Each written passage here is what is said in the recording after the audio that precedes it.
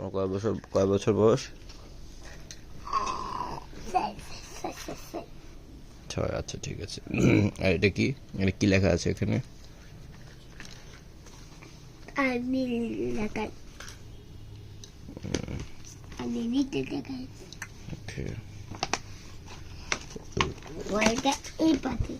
ওকে।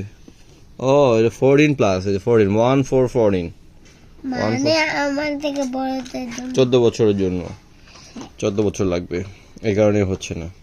তোমার তো 14 বছর হয় না, এই কারণে এটা অনও হচ্ছে না, বুঝেছো? এবার বুঝছি কেন অন হচ্ছে না, বুঝতে পেরেছো? 6 বছর 14 বছরে অন হবে। হ্যাঁ, এইজন্য আরো ওয়েট করতে হবে তোমাকে, আরো 9 বছর ওয়েট করতে হবে।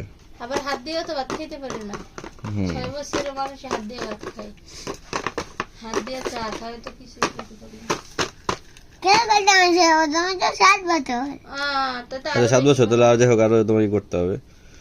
14 থেকে 7 মাইনাস করো, আরো 7 বছর ওয়েট করতে হবে, আরো 7টি বছর ওয়েট করতে হবে অপেক্ষা। কেন কেন কেন কেন কেন কেন কেন এটা তো চিটিং করতো, এটা তো চিটিং চিটিং না। চিটিং হইব কে? এডি উড়ে এখানে পড়ে গেলি তুমি আনতে পারবো?